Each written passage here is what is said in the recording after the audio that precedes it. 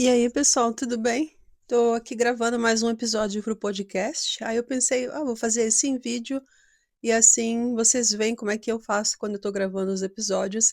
Aliás, se você ainda não conhece, até então, até hoje, eu tava gravando os episódios e colocando na lista do Spotify, que você pode acessar lá pelo Instagram, tá lá na bio. É uma maneira mais fácil, né, de alcançar, ou vocês podem também pesquisar Mulheres Rainhas Podcast. Mas aí eu pensei hoje, então, quem sabe eu faço em vídeo, né? E vou conversando, aí vocês veem como é que eu faço quando eu gravo, né, esses episódios. E o episódio que eu pensei em trazer hoje é um discurso que o irmão, ele foi coordenador, né, do sistema educacional dos Estados Unidos e ah, ele falou por que que é necessário que houvesse um Salvador, Jesus Cristo. E aí então eu pensei, bom, não vou falar todo o discurso inteiro, porque é bem longo, e eu quero fazer esse episódio aqui no YouTube um pouco mais curto, mas então eu vou ressaltar só os pontos principais para a gente conversar aqui, tá bom? Deixa eu ajeitar meu braço aqui. Aí então ele fala assim, né, que o meu cachorro tá latindo. Se vocês estão ouvindo latindo, é o meu cachorro. Às vezes vem o entregador, ó, viu? O entregador da Amazon e os cachorros estão latindo. Não deem bola. Mas então o que que o irmão Robert Day? Não, Jay Matthews. E ele falou assim, então, por que que as escrituras são importantes e por que que as escrituras falam, então, da importância, né, do Salvador, de nós termos um Salvador. Então, como a gente vai ter agora as festas de fim de ano chegando, a gente vai celebrar o Natal, eu pensei, vamos comentar um pouco, então, por que que é importante que a gente entenda por que que a gente tem um Salvador. E ele fala, então, né, que nessa época agora de final do ano, quando a gente está todo mundo entusiasmado com o Natal, nós somos contagiados pelo espírito da generosidade, nós conversamos e refletimos sobre a vinda do Senhor Jesus Cristo, né, o nascimento na mortalidade, e hoje, nos nossos dias, a gente não somente comenta sobre a primeira vinda, mas também sobre a segunda vinda, né? Hoje mesmo, o presidente Irwin, que é o segundo conselheiro na primeira presidência, ele fez um post falando sobre a segunda vinda. Aliás, se vocês quiserem olhar, eu traduzi, eu coloquei, tá lá no Instagram.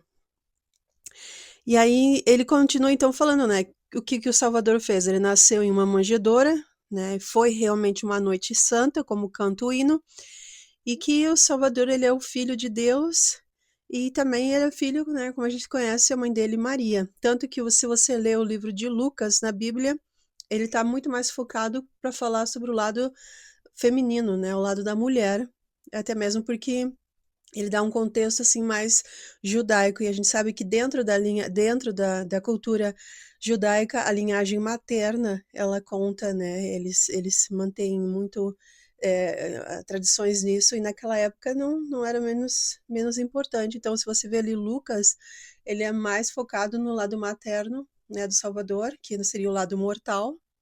E a gente vê, né, que tanto que os quatro primeiros evangelhos ali que a gente lê, todos são perspectivas diferentes sobre o Salvador, mas se você lê, por exemplo, Marcos, tanto que ele comenta coisas assim que você dá a entender mais sobre o templo. João, ele fala muito mais sobre o que o Salvador veio fazer no mundo, né? Mais focado assim pelo sacrifício expiatório. E Mateus, ele fala um pouco mais do lado masculino, ele conta mais assim a perspectiva pelo que o pai mortal de Salvador, que no caso é José, a perspectiva masculina do que estava acontecendo, mais ou menos. Né, isso que os historiadores eles comentam muito entre eles e é uma perspectiva interessante. Se você for, quando você lê, você vê por que que falam da mesma história, mas focam em coisas diferentes, né? Porque a perspectiva que eles estão mostrando é um pouco diferente, mas todos relatam sobre o mesmo acontecimento. E aí, então ele fala que o nascimento de Jesus encontra-se, como a gente sabe, né, no Novo Testamento da Bíblia, e estamos mais ou menos familiarizados com a história. O Novo Testamento ele é um testemunho de Jesus Cristo, mas nós conhecemos outro testemunho de Jesus Cristo também.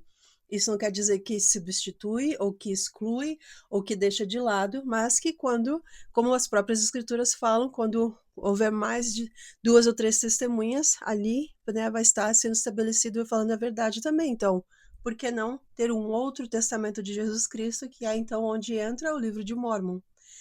E aí então ele fala que o livro de Mórmon também é um testamento de Jesus Cristo. E eu sei que às vezes, né, principalmente na cultura brasileira, as pessoas têm uma dificuldade às vezes de interpretar texto quando eles leem. E às vezes as pessoas, quando elas leem aquele texto ali, um outro testamento de Jesus Cristo, principalmente quando eles querem atacar a igreja, eles falam como se aquilo fosse substituir, como se fosse o verbo ali fosse substituir a Bíblia.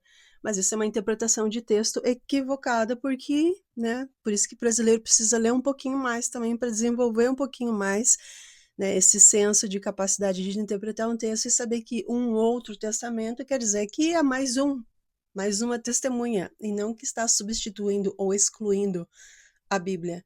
E esse é por isso que o livro de Mórmon às vezes é um pouco criticado, porque as pessoas não param para pensar e ponderar e ver, não, peraí, essa palavra aqui tem uma conotação dentro do português que eu preciso entender ela para mim poder julgar esse livro, né? Então, um outro testamento quer dizer que complementa, que concorda, que está junto com a Bíblia. E aí, então o livro de Mórmon ele fala também sobre o quê? Sobre Jesus Cristo. É o foco principal do livro de Mórmon. E por que é interessante a gente trazer o livro de Mórmon para essa conversa? Ele fala que não há outro livro em todo o mundo que nos fale com tanta clareza sobre a missão de Jesus Cristo quanto o livro de Mórmon. Enquanto a Bíblia ela nos conta o que aconteceu, o livro de Mórmon e outras escrituras dos últimos dias nos dizem por que aconteceu. Então, aí eu entro de novo com a questão sobre interpretar um texto. Um fala por quê e o outro fala, né, o que aconteceu. E por isso que um complementa o outro. Não substitui, mas complementa.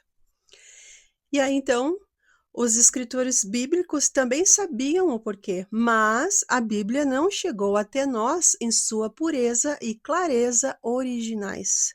Portanto, o Senhor trouxe à luz esses outros relatos em termos claros para que não vaguemos nas trevas e no esquecimento. O Senhor quer que conheçamos as maiores verdades da história da humanidade, que é a vinda do Salvador e o propósito de por que ele veio a esse mundo. Então, é por isso que a gente precisa sempre se esforçar para desenvolver nossa capacidade de leitura, de ponderar, de questionar, de fazer perguntas. Por quê? Porque, é como ele está dizendo aqui, a Bíblia nos ajuda a entender o que aconteceu e o livro de Mórmon nos ajuda a entender o porquê. Por isso que, às vezes, a gente vê muitos dos nossos missionários, eu mesma, quando fui missionária, né, a gente encontrava muitas pessoas que não sabiam. Ah, tá, Jesus Cristo é uma pessoa legal, mas por que que eu tenho que acreditar nele? O que que Jesus Cristo fez por mim? E realmente, até as pessoas entenderem o que Jesus Cristo, por que que elas precisavam dele, as pessoas não queriam seguir Jesus Cristo. Então, por isso que o livro de Mórmon ele veio nos nossos dias para nos ajudar a responder essa pergunta de por que que a gente precisa então de um Salvador. Por que que não é somente um bebê que nasceu, né, durante essa época do Natal? Porque o que mais? O que que Jesus Cristo fez por mim? Além de ser um bebê fofo que nasceu lá em Jerusalém, o que aconteceu com Jesus? Aí, então, né, o livro de Mórmon nos ajuda, nos explica um pouquinho mais.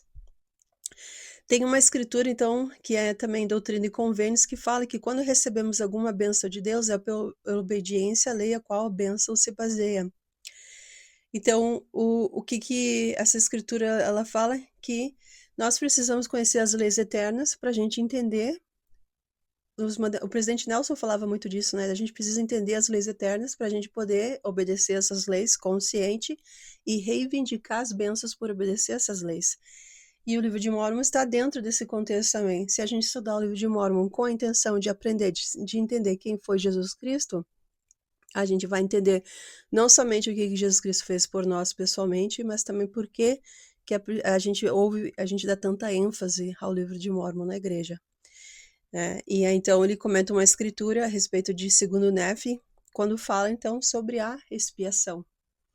E aí, a gente sabe, a Páscoa, ela é muito comemorada e celebrada também. Por quê? Porque sem se não houvesse a Páscoa, o Natal seria apenas uma celebração de um nascimento de um bebê comum. Então, somente o Natal não está completo. Precisa celebrar e lembrar também do que aconteceu na Páscoa, que é, então, o quê? as bênçãos da expiação, quando Jesus Cristo, ele então veio até essa terra e ele tornou possível ele vencer dois grandes obstáculos que nos impediriam de voltar à presença de Deus, que é a morte física e a morte espiritual. A morte física, Jesus Cristo ele venceu quando ele ressuscitou, e a ressurreição vai acontecer para todas as pessoas. Todo mundo que nasceu nesse planeta vai chegar o momento, todos iremos ressuscitar. O grau de glória que iremos receber, aí é outra conversa, mas a ressurreição é para todos. Jesus Cristo já venceu isso, já tornou isso possível.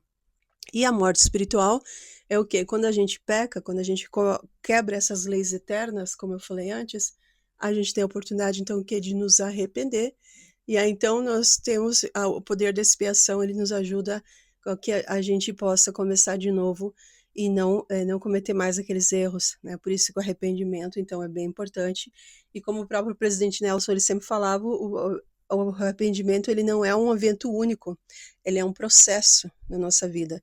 E uma dádiva diária que a gente tem de todos os dias, a gente poder se arrepender e fazer, né, o nosso melhor, de dizer, Senhor, eu estou tentando, eu estou procurando. E aí, então, quando a gente faz o nosso melhor, além da expiação, ela dá a oportunidade da gente se arrepender, o Senhor, ele fala que ele também completa aquilo que a gente não conseguia fazer, o Senhor, ele vai completar isso no último dia. E aí, por isso, então, que a gente pode ter esperança, que é da vida eterna, né? Por nós mesmos, a gente nunca ia conseguir, a conta não ia fechar, mas por Jesus Cristo, com Ele, a gente consegue. Então, né, é bem interessante a gente entender esses dois tipos de morte. Eu convido você, se você não é membro da igreja, a conversar com os missionários, eles podem te dar mais detalhes sobre isso. Mas esses são os dois grandes obstáculos que Jesus Cristo veio, e por isso que é importante que a gente entenda a necessidade de um Salvador, e por isso que a gente precisa entender por que estudar sobre Jesus Cristo é tão importante. E aí, então, as Escrituras dizem que Jesus Cristo, ele veio para que nós tenhamos vida, né? Então, ele fala, tenho notado que com frequência quando falamos sobre o nosso Salvador, falamos sobre a ressurreição, mas raramente falamos sobre como teríamos sido as nossas circunstâncias se não tivesse havido uma expiação realizada por Jesus Cristo. Essa é uma discussão que eu convido vocês a ponderarem sobre isso. O presidente Nelson também fez essa pergunta, lembra? Ele convidou a gente para ponderar o que seria a nossa vida se a gente não tivesse o livro de Mórmon, se a gente não tivesse esse conhecimento dessas coisas. Então, aí está o meu convite também para vocês pensarem. E aí um terceiro ponto que ele comenta no discurso também, que claro, estou resumindo tudo, ele fala sobre a vida pré-mortal, que ela é a chave para a missão de Cristo. Então ele diz assim, frequentemente falamos sobre a guerra no céu e o que ocorreu lá. Compreendemos que o Salvador foi escolhido naquela vida pré-mortal como o nosso Redentor. Nós o escolhemos, foi nossa escolha também. Então nós o conhecemos lá. Por nós o conhecemos, que a gente escolheu a ele. E o nosso primeiro contato com Jesus começou muitos milhares de anos antes de nascermos aqui na mortalidade. A gente já vivia muito tempo lá, já conhecia o Salvador, tanto ao ponto de a gente confiar e saber que ele realizaria tudo o que ele falou que ele ia fazer quando viesse nessa terra. Então, fala que quando falamos sobre o nosso relacionamento com o Salvador e nossa redenção, nós devemos começar a ponderar e pensar a respeito da vida pré-mortal. Acho que muitas vezes deixamos de perceber a verdadeira questão de contenda no mundo espiritual que acabou levando à guerra no céu. Falamos disso como se Lúcifer fosse forçar todos a obedecerem. Ele disse, eu salvarei a todos. E interpretamos isso como se ele fosse impor obediência a todos. Mas parece-me estranho que um terço de todos os espíritos que poderiam ter nascido neste mundo tenha favorecido um plano, né, tenha favorecido uma ideia, uma rebeldia que os obrigaria à obediência forçada. A maioria de nós não gosta de ser forçados. Todos nós já passamos por essa fase e sabemos que, mesmo na adolescência ou na fase adulta, nenhum de nós gosta que forcem a gente a fazer alguma coisa. Então, a meu ver, a verdadeira questão não era tanto quanto a força em si, mas sim o fato de Lúcifer ter prometido a salvação. Ele prometeu salvação sem excelência, sem esforço, sem trabalho árduo, sem responsabilidade individual. Essa é a mentira que ele promulgou nos concílios da vida pré-mortal. né. Então, ele não apresentou plano nenhum, como o Elder Bednar falou, isso ele não foi dado a ele isso, o que ele quis foi alterar e questionar o que o pai havia apresentado, porque é o pai sim que apresentou o plano e ele diz: "Eu vou escolher quem eu vou enviar", essa era a questão. Então, Lúcifer não apresenta nada, mas o que que ele queria fazer? Ele quis prometer, ele quis dar a ideia de que ele podia fazer algo que ele não podia. E por isso que nós, eu e você que está assistindo esse vídeo, a gente não, vamos ficar do lado do Salvador, envia o Salvador. Mas teve um terço, que a gente não sabe direito qual é esse número, né? A escritura só diz um terço, não sabe o terço de quanto, né? Um dia a gente vai saber. Mas fala então que esse suposto atalho para a salvação cativou muitos espíritos crédulos e preguiçosos. Eles queriam algo de graça. Temos certos aspectos disso em nossas vidas hoje, onde algo é oferecido de graça, por exemplo, um almoço grátis, como às vezes a gente chama por aí, um brindezinho, alguma coisa, né, para receber de graça ali, com certos tipos de subsídios que prometem garantir a recompensa sem esforço.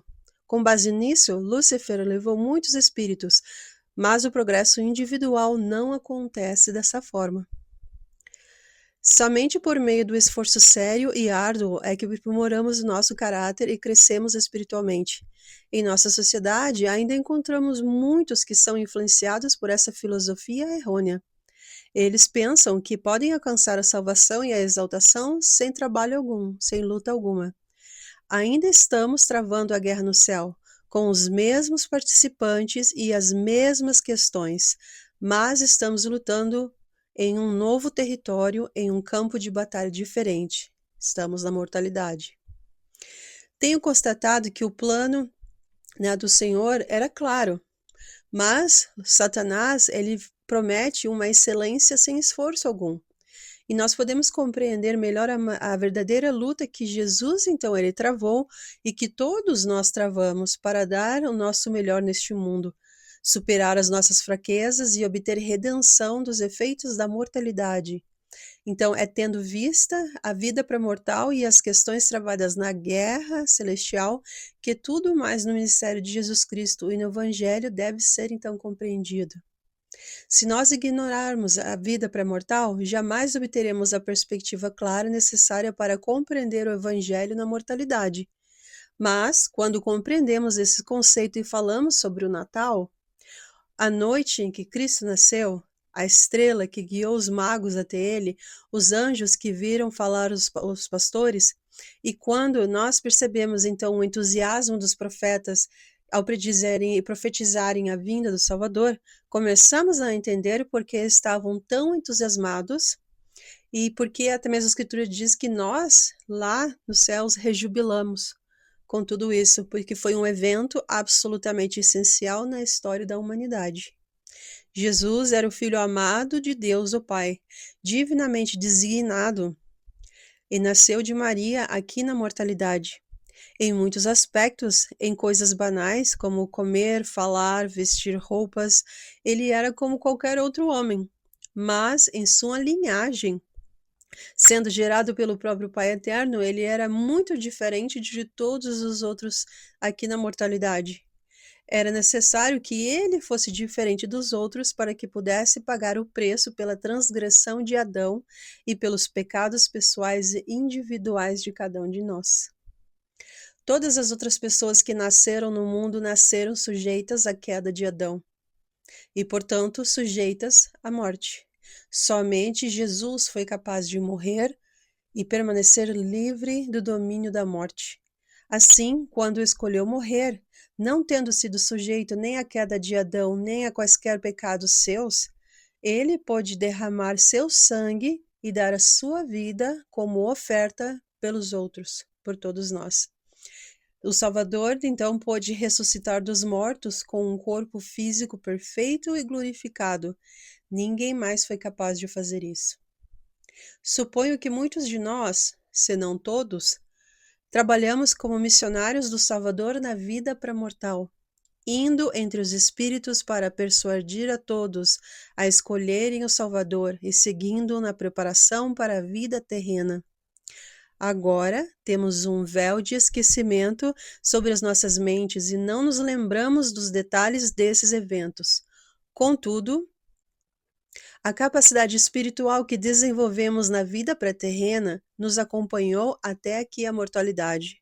E quando ouvimos o Evangelho sendo pregado, o que acontece? Ele nos soa familiar. Estamos reaprendendo princípios que já conhecíamos. Essa capacidade responde a toda doutrina verdadeira que nos é ensinada quando corretamente apresentada.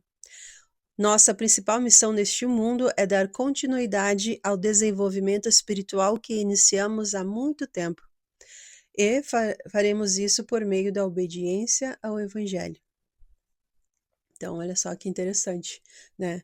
E, gente, esse vídeo já está com 20 minutos, eu vou terminar essa parte 1 aqui. Convido vocês para assistirem a parte 2, quando eu falo sobre que Jesus é o único e verdadeiro Redentor. E aí, então, eu finalizo essa parte. A gente se fala, então, no segundo vídeo. Não se esquece de dar um like aqui embaixo. Não se esquece também de se inscrever no canal. E compartilha aí onde tem aquele aviãozinho, você clica ali e compartilha com os seus amigos da ala para a gente ajudar esse canal a crescer, porque se crescer aqui eu posso trazer mais vídeos para cá, ao invés de somente postar lá no Spotify. Se vocês gostaram de ver minha cara, comentem e aí eu trago mais vídeos assim aqui no YouTube para vocês, tá bom? A gente se fala no próximo episódio. Tchau, tchau.